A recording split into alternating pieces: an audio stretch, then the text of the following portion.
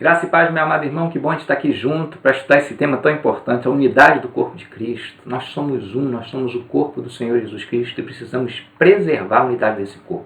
É isso que estamos estudando, preservando a unidade do corpo. Já vimos muitas coisas e hoje vamos ver outras tão importantes quanto as que já vimos. Para a gente iniciar, eu quero reler com você o texto que deu base a essa discussão, está em Efésios capítulo 4. A palavra de Deus diz assim: rogo-vos, pois, eu, prisioneiro no Senhor, que andeis como é digno da vocação com que fostes chamados, com toda humildade e mansidão, com longanimidade, suportando uns aos outros em amor, procurando diligentemente guardar a unidade do Espírito no vínculo da paz. Há um só corpo e um só Espírito, como também fostes chamados em uma só esperança da vossa vocação, um só Senhor, uma só fé, um só batismo, um só Deus e Pai de todos, o qual está sobre todos e por todos e em todos. Bom, meu amado irmão, a primeira lição que a gente precisa entender para preservar essa unidade do corpo de Cristo é que a gente não pode guardar mágoa no nosso coração. A gente precisa ouvir a voz do Espírito Santo para poder ser conduzido por ele à unidade do corpo de Cristo. Então a gente precisa entender que se a gente não perdoar nosso irmão, se a gente ficar guardando mágoa no nosso coração, a gente não consegue ouvir outra coisa que não seja a nossa carne, que ela insistentemente fica nos perturbando, cobrando uma atitude, nos fazendo sentir pena de nós mesmos. E esse sentimento de autopiedade nos dá o controle da nossa vida à carne e nos faz surdo. A gente não consegue ouvir a voz do Espírito Santo. Guardar mágoa no coração, meu amado irmão, que é o primeiro passo que a gente dá para o afastamento do corpo de Cristo. Não perdoar uma ofensa fecha os nossos ouvidos para que a gente possa ouvir a voz do Espírito Santo. Então toma muito cuidado em guardar mágoa no seu coração. Não guarde mágoa no seu coração para que o Espírito Santo possa continuar falando a você e você possa continuar ouvindo, porque senão ele fala e a gente não escuta. Então, antes de qualquer coisa, sempre perdoe aquele que te feriu. Coloque isso na conta do Senhor. Um coração amargurado adoece. Ele começa a se afastar do Senhor, ele começa a se afastar do corpo de Cristo, ele começa a não ouvir mais as orientações do Espírito Santo para a sua vida, então ele não consegue mais ser útil à obra de Deus. Quando eu não perdoo alguém, eu não me torno somente um adversário da pessoa que me ofendeu, eu me torno um adversário de Deus. Eu acho que não é uma boa posição para a gente estar sendo adversário de Deus, porque eu não levo em conta o sacrifício de Cristo por aquela pessoa, eu não aceito o pagamento daquela dívida. Então, meu amado, perdoe as ofensas sofridas, porque sem sombra de dúvida, é sempre o melhor caminho. O apóstolo Paulo, escrevendo aos Colossenses no capítulo 3, ele nos dá uma orientação quanto ao nosso relacionamento com o corpo de Cristo. A partir do verso 12 ele diz assim: revesti-vos, pois, como eleitos de Deus, santos e amados, de coração compassivo, de benignidade, humildade, mansidão, longanimidade, suportando uns aos outros e perdoando uns aos outros. Se alguém tiver uma queixa contra o outro, assim como o Senhor o perdoou, assim fazei vós também, e sobre tudo isso revesti-vos do amor, que é o vínculo da perfeição, e a paz de Cristo, para a qual também fostes chamados em um corpo, domine os vossos corações e sede agradecidos. Meu amado irmão, o que precisamos guardar no nosso coração não é mágoa de ninguém, é amor, é perdão, mansidão, benignidade, humildade e a paz do Senhor em nosso coração. Nunca nós devemos deixar nosso coração ser dominado pela mágoa. Estar com o coração dominado pela paz de Cristo é incomparavelmente melhor do que ter um coração dominado pela mágoa, meu amado irmão. Então aqui a outra lição é muito importante para a gente aprender. Eu preciso de compreender as diferenças. Deus nos fez diferentes. Ele nunca fez uma cópia. Há bilhões de pessoas nesse planeta vivo. Há um número incontável de pessoas que já passaram desde a criação dele até Jesus Cristo voltar, e Deus não fez uma só pessoa igual a outra. Nós podemos encontrar alguém com algumas semelhanças, mas muitas diferenças. Nós não fomos feitos por Deus em série, Ele faz cada ser único. Mas mesmo sabendo disso, que as pessoas são diferentes, que nós somos diferentes uns dos outros, a gente quer encontrar pessoas que sejam iguais a nós. Normalmente a gente mede a pessoa pelo nosso próprio padrão e julga a pessoa de alguma forma naquele ponto que nós somos melhores do que ela, entre aspas, né? Porque ninguém é melhor do que ninguém. Nós somos apenas mais fracos ou mais fortes um pouquinho em relação a algum tipo de comportamento, algum tipo de habilidade que a gente tem. Quando encontramos alguma semelhança com outra pessoa, enxergamos isso como virtude. Quando encontramos alguma coisa que seja diferente, normalmente a gente enxerga isso como defeito. Outra tendência que a gente tem é insistentemente em procurar nos aproximarmos de pessoas que se pareçam conosco, por achar que assim a gente vai poder ter algum tipo de benefício no relacionamento. Há muita coisa a ser aprendida, meu irmão, com pessoas que são diferentes de nós e precisamos estar sempre sensíveis à voz do Espírito Santo, pois com certeza quando ele nos conduz à aproximação de pessoas que são diferentes de nós, ele está trabalhando as nossas vidas para que a gente possa crescer. Na verdade, as diferenças ou semelhanças pouco importam, porque nós somos capazes de nos aproximar de uma pessoa quando nós somos capazes de aprender a amar essa pessoa como ela é.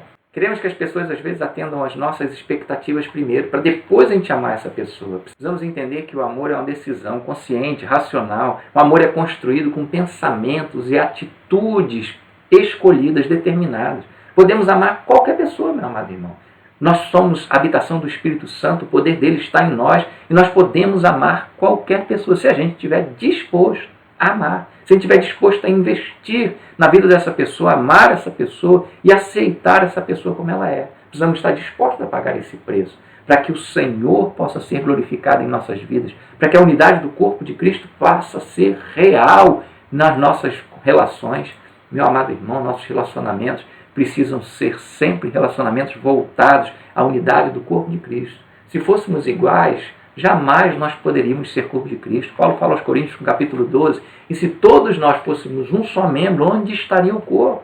Agora, porém, há muitos membros, mas um só corpo. A verdade é que, sem as diferenças, a gente não pode ser corpo, a gente não pode cumprir o que o Senhor tem para nós como igreja. Para sermos corpo, nós precisamos ser justamente diferentes. Em Romanos 12, verso 5, a palavra de Deus diz assim: assim nós, embora muitos somos um só corpo em Cristo, individualmente uns dos outros. Se formos todos iguais, não há corpo, simplesmente a mesma parte. Se não tiver diversidade, se não tiver diferença, a gente não pode formar um corpo. A unidade só pode existir, meu amado irmão, se nós formos diferentes. Então aceita a diferença, entenda que isso é parte do plano de Deus, entenda que isso é vontade de Deus. As diferenças nos complementam, é vontade de Deus que a gente seja diferente um do outro. O irmão que tem falta de alguma coisa pode ser complementado com aquilo que está sobrando na vida do outro irmão. Deus nos fez assim, interdependentes. Somos corpo e somos interdependentes uns dos outros. Precisamos uns dos outros. Precisamos justamente porque Deus nos fez diferentes. As mudanças só podem acontecer, meu amado irmão, nas nossas vidas. Grandes transformações só podem acontecer nas nossas vidas se nós nos relacionarmos com pessoas que são diferentes de nós. Se nos relacionarmos só com pessoas que são muito parecidas conosco e continuarmos procurando relacionamentos com aqueles que se afinam com o nosso tipo de pensar, com o nosso tipo de comportamento, não há muito crescimento. A gente não consegue fazer muita coisa. Então chegamos a uma outra lição. Podemos e devemos ser um, mesmo sendo diferentes. Muitas divisões do corpo de Cristo são causadas por causa dessa tendência natural que nós temos de excluir aqueles que não se parecem muito conosco, que pensam diferente, que se comportam diferente, que tenham alvos diferentes dos nossos. Muitos sérios danos têm sido provocados no corpo de Cristo por causa dessa intolerância. Nós, como corpo do Senhor Jesus Cristo, precisamos entender que nós podemos sim ser um, apesar das nossas diferenças. Muitas feridas profundas foram causadas por causa desse sentimento maligno de rejeição. E nós tendemos a ter com as pessoas que não são parecidas conosco. O corpo do Senhor tem sofrido muito por causa desses grupos que se formam por causa de afinidade. Esses grupos, quando são estabelecidos na igreja, declaram de forma velada guerra uns aos outros. Parece que está tudo muito bem, eles se cumprimentam. Eles até dizem que se amam, que se toleram, mas na verdade, meu amado irmão, há uma disputa. Não se toleram. São pessoas que puxam para um lado, puxam para o outro e vão causando dano ao corpo do Senhor Jesus Cristo. Abrigar em seu coração algum tipo de sentimento de competição, de ciúme, de disputa.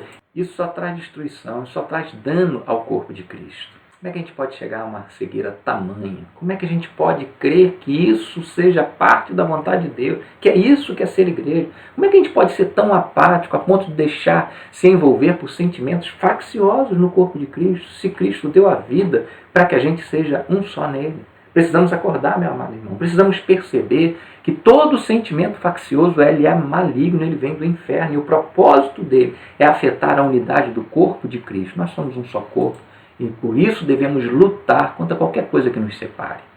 Devemos nutrir o sentimento que vem do Senhor, de sermos um só nele. Pois isso é ser igreja do Senhor, só um corpo, meu amado. Qualquer coisa que for contrária a isso, que siga em outra direção que não seja essa, não promove a unidade do corpo. Muito fácil a gente entender isso. Muito fácil a gente entender a nossa responsabilidade para preservar essa unidade do corpo de Cristo. Qualquer tipo de sentimento faccioso em nosso meio não vem do Senhor. E por isso esse sentimento deve ser rejeitado. O que eu estou tentando dizer, meu amado irmão, é que Deus nos fez propositalmente diferentes. Contudo, essas diferenças, de forma alguma, podem nos separar. Elas foram dadas para que a gente dependa um do outro, precise um do outro e assim se una. A nossa comunhão não pode estar baseada em gosto ou tipo de preferência, mas no milagre da salvação, no milagre da habitação do Espírito Santo de Deus em nós, conduzindo a nossa vida.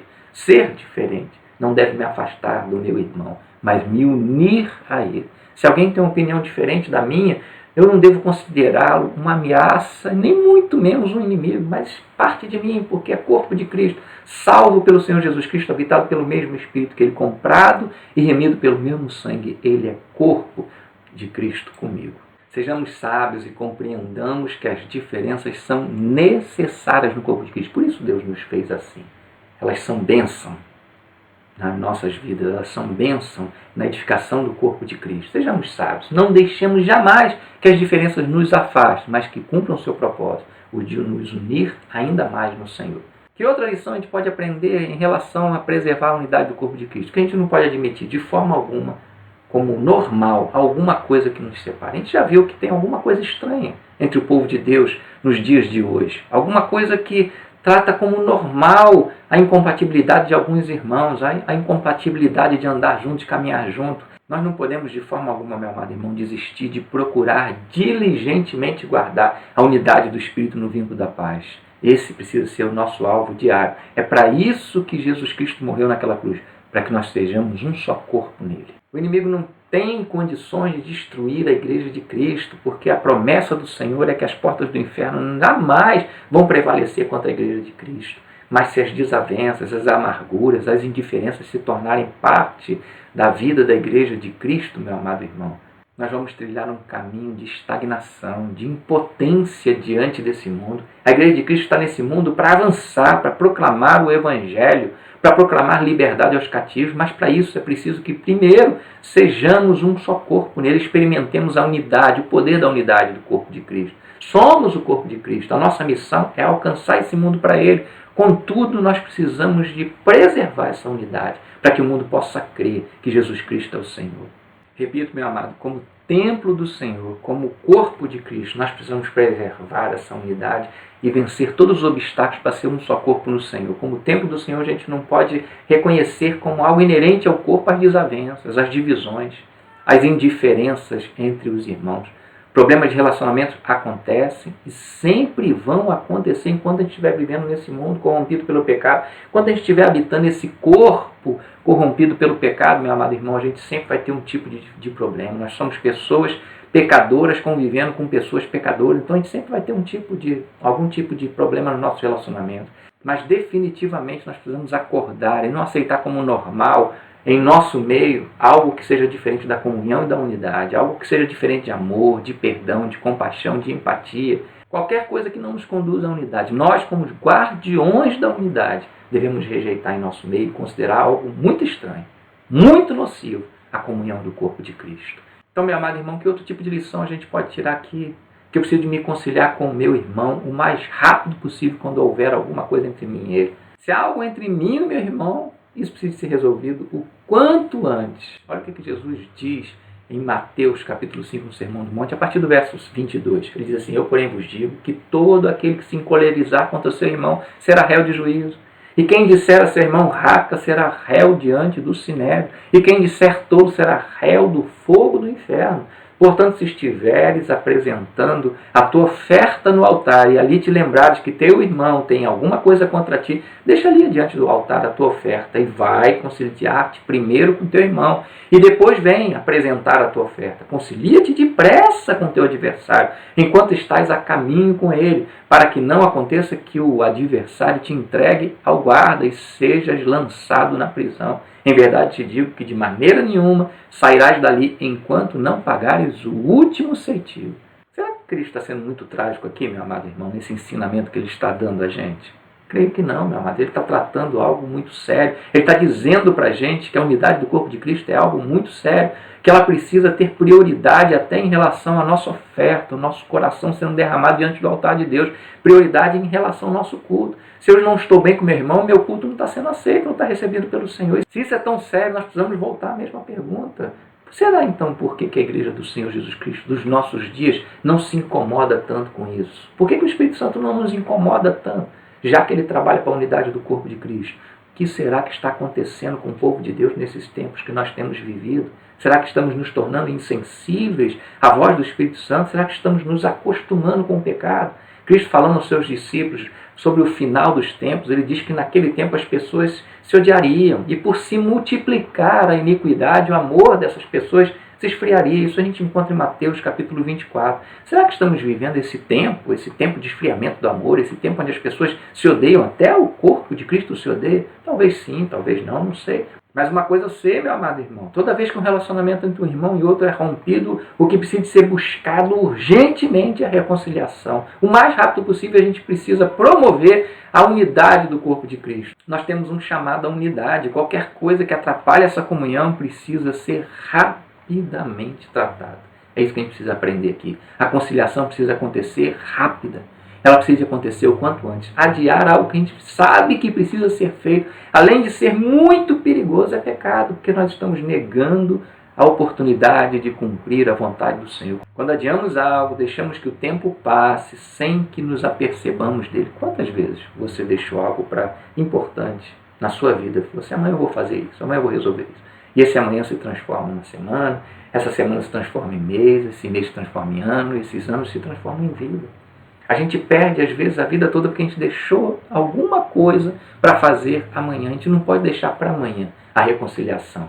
Não ceda à tentação de deixar para depois se conciliar com seu irmão. Aqui agora a gente encontra outra lição muito importante a aprender. Vença a tentação de deixar as coisas sem ser resolvidas. Sabe, meu amado irmão, eu queria que você parasse agora e prestasse muita atenção em algo muito importante a ser dito agora. Aquilo que a gente não resolve, prestou atenção? Aquilo que a gente não resolve não é resolvido. Se a gente não resolve, as coisas não se resolvem. Se a gente não trata, as coisas não se resolvem. Resolver problemas de relacionamento dá muito trabalho, com toda certeza. Não é nada muito fácil, mas fingir que eles não existem, deixar o tempo passar para ver se resolve, traz mais complicação de relacionamentos, meu amado. A gente precisa de resolver aquilo que precisa ser resolvido, aquilo que é importante. Jesus Cristo falou, isso é muito importante, não deixe para depois. Se tem algo incomodando você em relação ao seu irmão, resolva isso. Resolva, não deixa para depois. Não finge que não está acontecendo. A gente precisa entender que as coisas não são resolvidas quando não são tratadas. E a gente tem a tendência de pensar que se a gente der um tempo, as coisas vão voltar ao normal, vão se resolver por si só. É o contrário disso, meu irmão. Quanto mais tempo a gente deixa as coisas, mais os problemas crescem, mais o problema ganha corpo, mais o diabo tem ação contra o corpo de Cristo, contra a unidade da igreja. Portanto, meu amado irmão, como diz a palavra de Deus, irai-vos e não pequeis. Não se ponha o sol sobre a vossa ira, nem deis lugar ao diabo. Não dá lugar ao diabo na sua vida. Resolve aquilo que precisa ser resolvido entre você e seu irmão hoje, agora, o mais rápido possível. Não podemos deixar que as coisas fiquem sem ser resolvidas, pois essa não é a vontade de Deus, é a vontade do diabo. E essa atitude, além de não resolver o problema, como eu disse, vai tornando ele cada vez mais complicado e mais perigoso. Vença essa vontade de deixar as coisas sem ser resolvidas, pois é sempre melhor resolvê-las e resolvê-las logo. Por que, meu amado irmão, que a gente tem que ter tanta pressa em resolver as coisas nos nossos relacionamentos como corpo de Cristo? Porque aqui vem outra lição. A unidade do corpo de Cristo é algo para ser levado muito a sério. O que é normal para o corpo de Cristo é unidade, não a divisão. Por isso, meu amado, eu quero convidar você a caminhar um pouco mais além nesse assunto. Cristo nos exortou a gente consertar as coisas antes de prestarmos nosso culto ao Senhor, porque isso é muito importante. Mas, além disso, tem algo mais nesse Sermão do Monte, no capítulo 5 de Mateus, que a gente leu. Eu vou ler com você mais uma vez para destacar algo muito importante aqui. Eu, porém, vos digo, todo aquele que se encolerizar contra seu irmão será réu de juízo. E quem disser a seu irmão raca será réu diante do sinédrio. Quem disser tolo será réu do fogo do inferno. Portanto, se estiveres apresentando a tua oferta no altar e aí te lembrares que teu irmão tem alguma coisa contra ti, deixa ali diante do altar a tua oferta e vai reconciliar-te primeiro com teu irmão. E depois vem apresentar a tua oferta. Concilia-te depressa com o teu adversário, enquanto estás no caminho com ele, para que não aconteça que o adversário te entregue ao guarda e sejas lançado na prisão. Em verdade te digo, e de maneira nenhuma sairás dali, enquanto não pagares o último centavo. Cristo está dizendo para a gente aproveitar a oportunidade o quanto antes de conciliar o seu irmão. Por quê? Porque se não houver reconciliação, algo muito mais grave que a rejeição do nosso culto vai acontecer. Ele afirmou que é digno de fogo do inferno aquele que se considera ser irmão tolo, ou seja, que guarda algo contra ele deliberadamente, que é indiferente ao seu irmão.